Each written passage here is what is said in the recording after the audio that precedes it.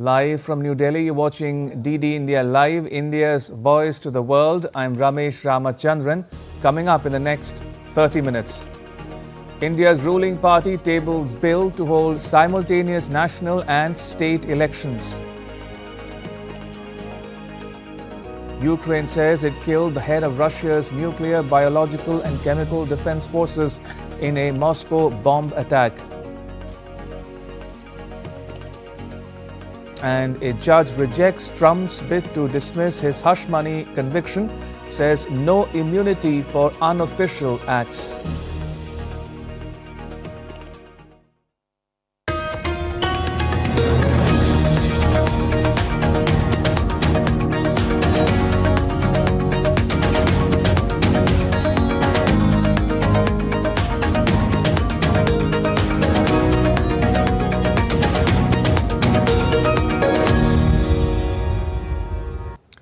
The bills related to One Nation, One Election were introduced in the Lok Sabha on Tuesday.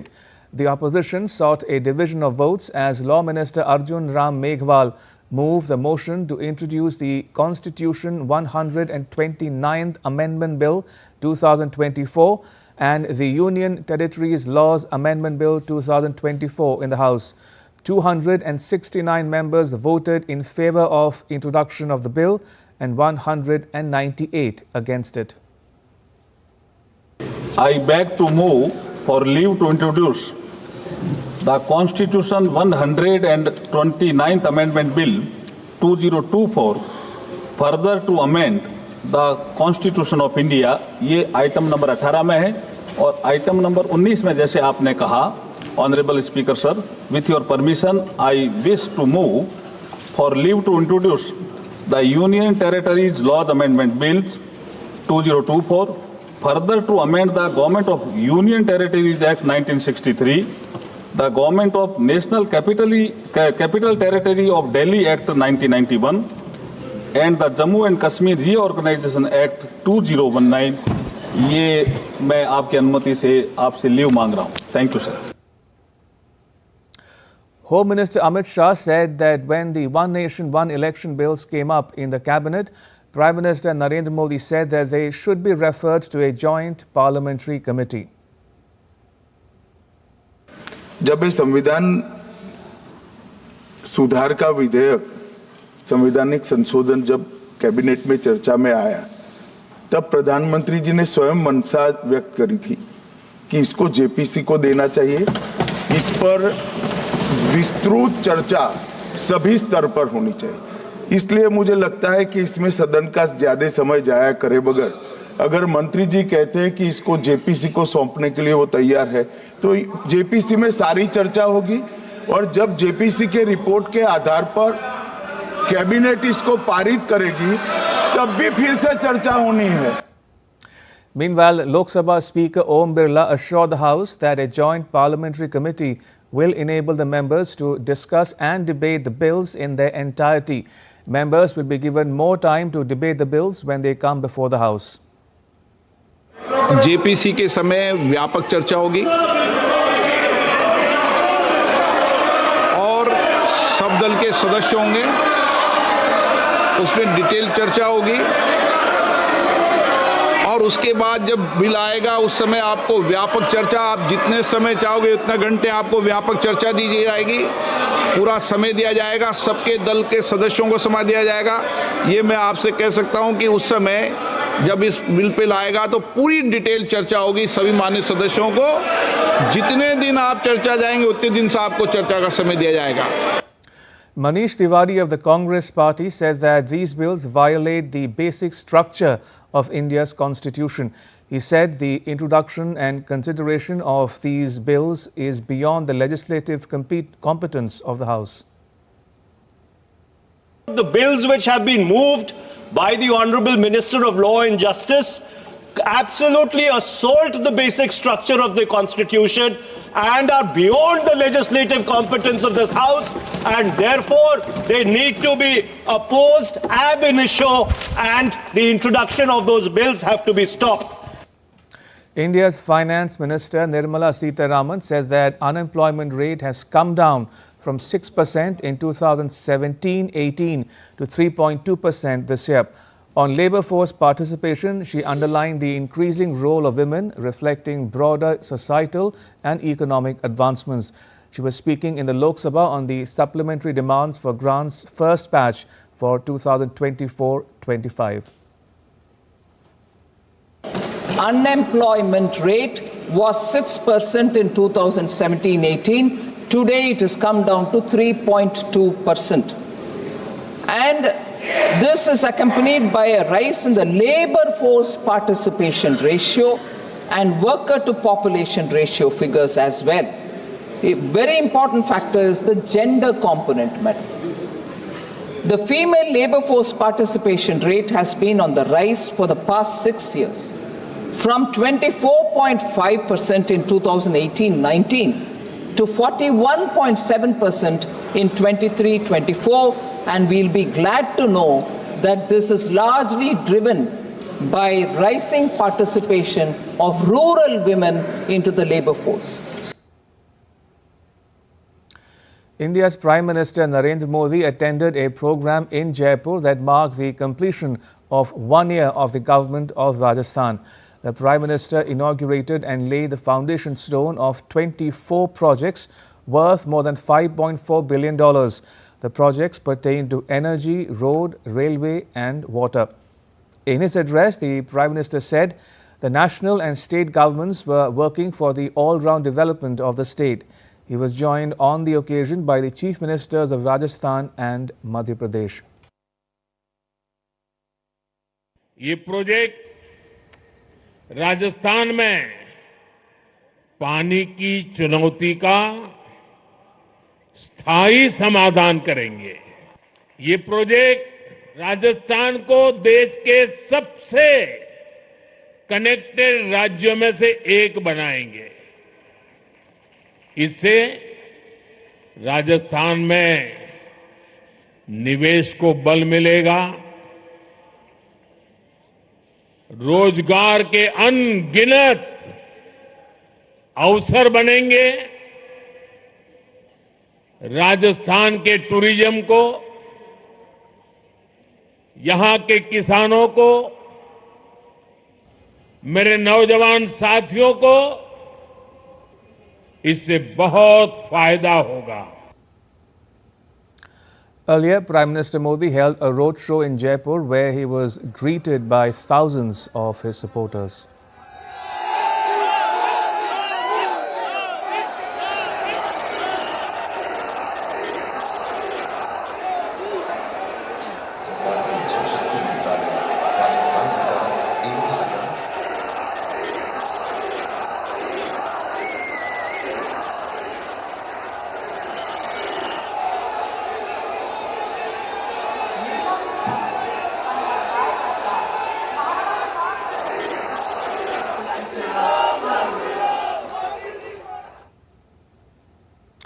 The Indian Navy signed a Memorandum of Understanding with the Gati Shakti Vishwavidyalaya on Tuesday to enhance logistics training and collaboration. The MOU was signed by the Controller of Logistics, Vice Admiral Deepak Kapoor, and Vice Chancellor Professor Manoj Chaudhary. Highlighting the significance of the partnership, Vice Admiral Kapoor said collaboration would empower the Navy with advanced skills, a better understanding of multimodal connectivity and cutting-edge logistics education. The university will gain practical operational insights from the real-world experiences of the Indian Navy, benefiting from both the institutions in enhancing their logistics capabilities. The latest on the tragedy that happened in Georgia, where 11 Indian nationals were found dead at a restaurant in Georgia's mountain resort of Kudori. Individuals who have died in the incident are mostly from the North Indian state of Punjab. The Indian Embassy is in touch with the families and is working with local authorities to repatriate the mortal remains at the earliest. The head of Russia's nuclear protection forces, Lieutenant General Igor Kirilov, accused by Ukraine of using chemical weapons against its troops, was assassinated in Moscow on Tuesday morning, local time. Kirilov and his deputy were killed in a bomb explosion. Ukraine's intelligence service is allegedly behind the attack. The device was concealed in an electric scooter. The blast took place outside an apartment building southeast of the Kremlin. This attack comes as Russia's military operation in Ukraine approaches its third anniversary.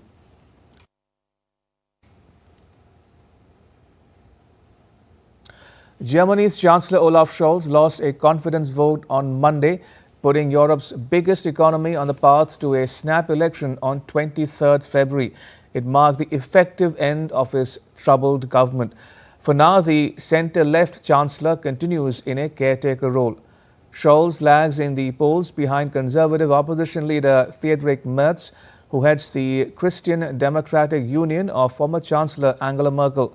Scholz had called the vote weeks after his coalition collapsed. After losing the trust vote, Scholz asked Germany's President Frank-Walter Steinmeier to dissolve the parliament and ask voters to head back to the ballot box. We owe our citizens decency and seriousness, as I have already said, but the reason for my decision to end the coalition government was something else. It was caused by an even more important question, namely the question of whether and how we invest in our country. Powerful and determined or small-minded and despondent, everything else depends on this question. Our security, our future prosperity, the competitiveness of our economy, good work and education, and last but not least, social cohesion in the country. And joining us for more is DW's Chiponda Chimbolu in Berlin. Chiponda, so what's next for Germany? Thanks for having me. Well, Chancellor Olaf Scholz got the result that he and pretty much everyone here in Germany expected. And now the federal president, Frank-Walter Steinmeier, has 21 days to make the decision on dissolving the parliament, so the German Bundestag. But we already know that he agreed to February 23rd as the date for the federal elections before the confidence vote was held. So it's pretty much procedural. Elections have to take place within the next 60 days. And February 23rd was agreed on by Chancellor Scholz and Friedrich Merz, the leader of the main opposition party, the Christian Democrats, mainly for logistical reasons. It will help the different parties in Germany to get their election programs together and, of course, also their campaigns. So Germany is expected to get into full swing election mode after the holidays in early January. Chiponda, where does all this leave Germany on the global stage?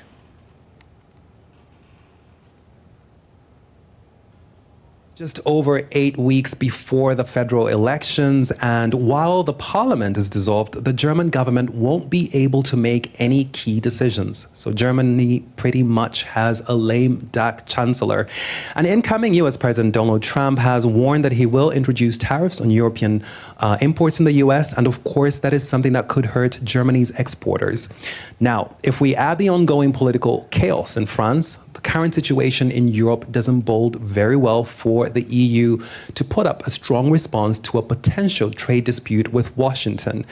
And that's because Germany and France are the motors of European policy. And of course, we also don't know how long it will take for a new government to be formed after the German federal elections. So there is a lot of uncertainty ahead.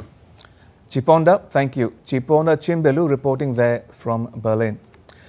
Moving on, Canada's Prime Minister Justin Trudeau has appointed Dominic LeBlanc as the country's new finance minister after Chrystia Freeland quit in a surprise move over US President-elect Donald Trump's threat of imposing tariffs on Canadian goods. Trudeau was present at the swearing-in, which was his first appearance in front of media since Freeland's announcement. LeBlanc served as Public Safety Minister, overseeing Canada's border security response after Trump threatened a 25% tariff on Canada and Mexico if those countries fail to curb the movement of migrants and drugs across borders. Freeland resigned from her post, citing disagreements with Trudeau on how to respond to Trump's threat. She wrote in her resignation letter that Trudeau and her have been at odds about the best path forward for Canada. Her resignation came hours before she was due to provide an annual fiscal government update in the country's parliament. A New York City judge has ruled against a bid by US President-elect Donald Trump to have his conviction for covering up hush money payments to an adult star thrown out on immunity grounds. Trump's lawyers argue that having the case hang over him during his presidency would impede his ability to govern. He was initially scheduled to be sentenced on 26 November, but Justice Juan Merchan pushed it back indefinitely after Trump defeated Democratic Vice President Kamala Harris in the 5th November election. The case stemmed from a $130,000 payment that Trump's former lawyer Michael Cohen made to adult star Stormy Daniels. Trump pleaded not guilty and called the case an attempt by Bragg, a Democrat, to harm his 2024 campaign. And still to come on DD India Live. Israeli officials traveled to Qatar for talks on a Gaza ceasefire deal. And New Delhi hosts a Fit India cycling drive to promote cycling as a green and healthy mode of transportation.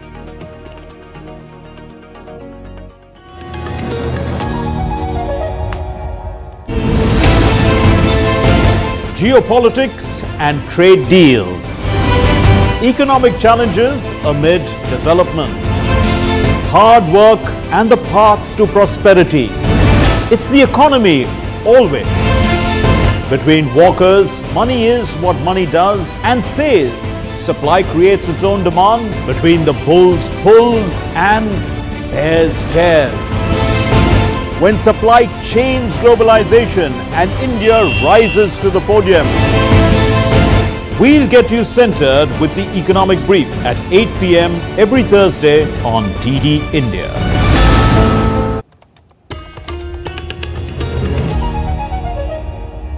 You're watching DD India Live. I'm Ramesh Ramachandran. To West Asia now, Israeli officials were in Qatar's capital Doha on Monday for talks with mediators on a Gaza ceasefire deal. The talks also covered a hostage prisoner exchange between Israel and Hamas. The talks focused on bridging the gaps between Israel and Hamas on a deal that US President Joe Biden outlined on 31st May. Qatar, along with the United States and Egypt, has been involved in months of behind-the-scenes negotiations for a truce in Gaza and the release of hostages. The efforts have gained momentum in recent weeks, but no breakthrough has been achieved so far.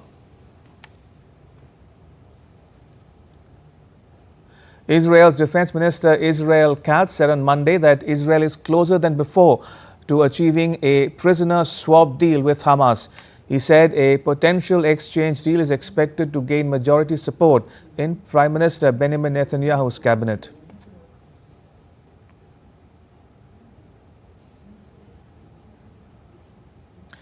It's been a week since Syria saw a seismic shift in power, with President Bashar al-Assad ousted by rebel forces.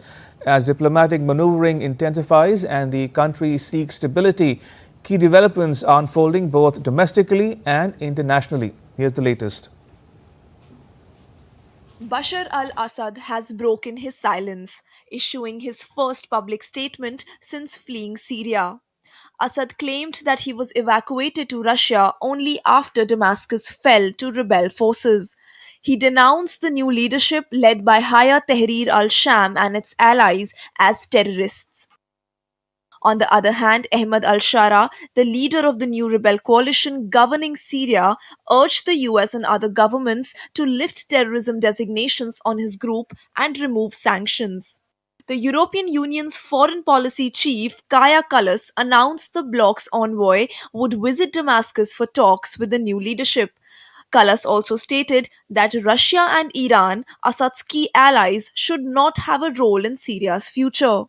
These are principles of territorial integrity, sovereignty, accountability, but also inclusiveness of government, taking into account especially the minorities and women's rights in this case. This process has to be Syria-led and Syria-owned and reflect the Syrian people in all of its diversity. This is very, very important. Extremism, Russia and Iran also should not have a place in Syria's future. US President-elect Donald Trump weighed in, saying Turkey now holds the key to Syria's future as rebels consolidate power. Well, I hadn't thought of it.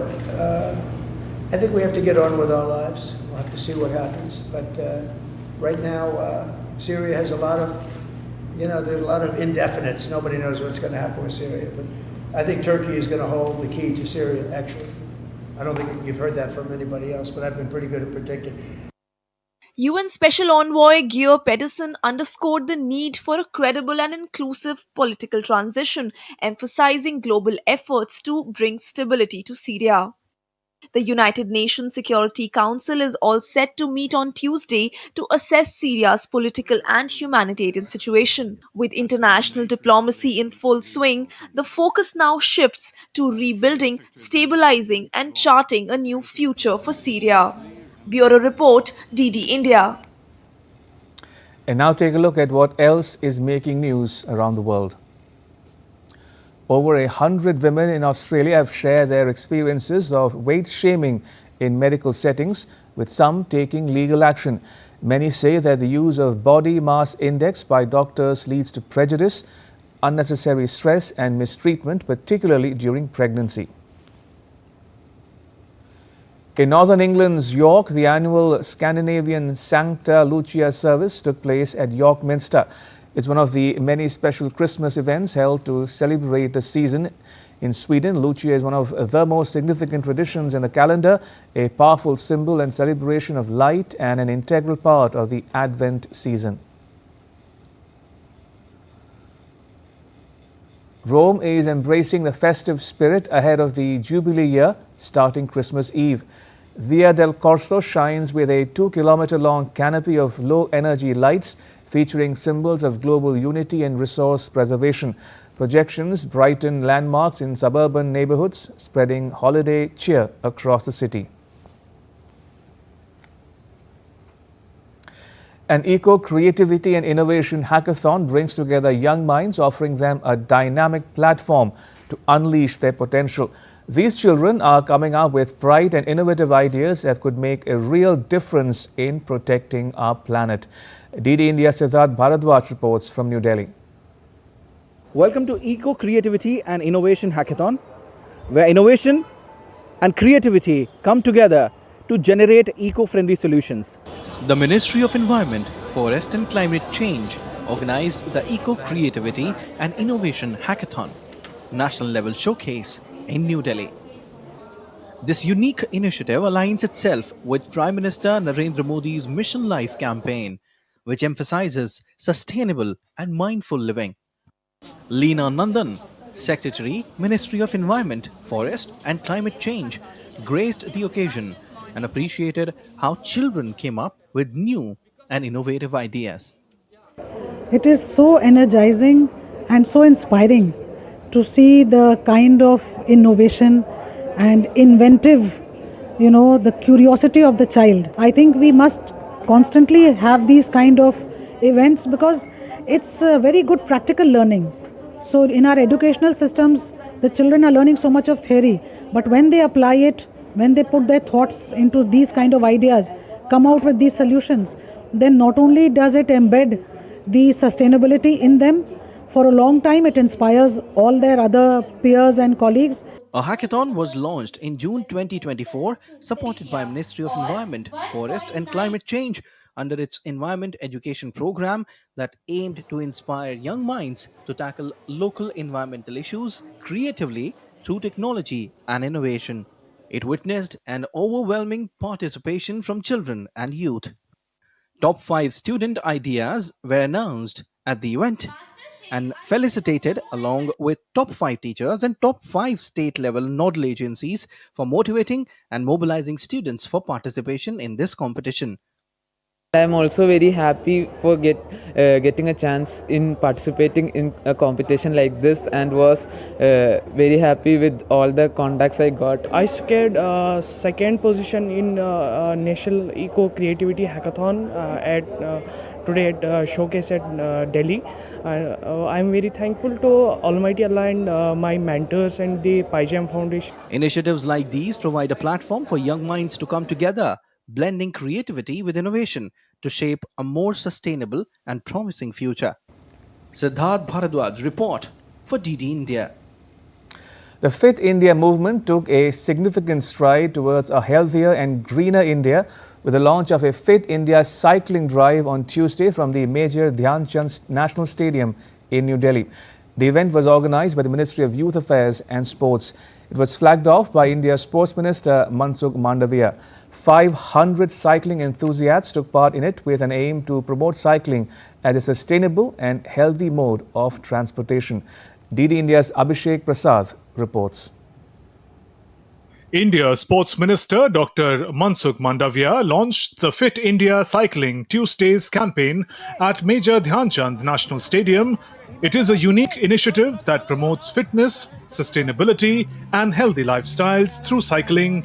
The goal of this initiative is to create a collective effort by India's cycling community to tackle pressing issues like pollution, traffic congestion and poor public health. Participating in the cycling ride from the stadium to Raisina Hills and back, Dr. Mandavia encouraged people to make cycling part of their lives. विकसित भारत के संकल्प को साकार करने के लिए हम सब लोग फिट रहे, फिट इंडिया मूवमेंट को आगे बढ़ाए और फिट इंडिया मूवमेंट को आगे बढ़ाने के लिए साइकिलिंग सबसे महत्वपूर्ण उपाय है। साइकिलिंग हमें फिट भी रखता है, पोल्यूशन का सॉल्यूशन भी है और फिट इंडिया के नारे को भी साकार करता है। इसलिए चलो हम सब लोग हर मंडे सुबह में 7 बजे साइकिलिंग करें और प्रधानमंत्री जी के फिट इंडिया के स्वप्न को साकार करें। The campaign encourages citizens to dedicate at least 30 minutes every Tuesday to cycling, individually or in groups, for commuting or fitness purposes. As the winter fog lifts in, Delhi streets comes alive with cyclists of all ages pedaling towards a Fit India. The Fit India Cycling Tuesday initiative aims at promoting sustainability, pollution-free living and a healthier lifestyle. With every pedal stroke, participants are driving change, inspiring a greener tomorrow. The wheels is turning and a healthier India is in motion. Notable attendees at the launch event included Minister of State for Sports, Raksha Khatse, Member of Parliament Tejasvi Surya, boxers Neetu Kangas and Preeti Pawar, and Paralympian Simran Sharma. ये काफ़ी अच्छी पहल है, एक तो pollution free India बनाने के लिए और एक फिट इंडिया जो हमारे माननीय प्रधानमंत्री जी का सपना है कि हम भारत को विकसित भारत बनाएं, तो उसमें सबसे जरूरी चीज है कि हम सब फिट रहें। The Fit India Cycling Tuesdays campaign is an integral part of the broader Fit India movement. Launched by Prime Minister Narendra Modi in 2019, the movement aims to integrate fitness into daily life, promoting a healthier and more active lifestyle.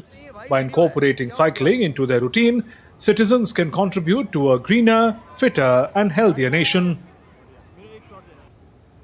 Following the passing of one of the greatest tabla maestros, tributes are pouring in from people across diverse walks of life. We leave you with poignant visuals from Ahmedabad, where a group of young tabla players gathered for a heartfelt tribute celebrating the enduring legacy of Zakir Hussain.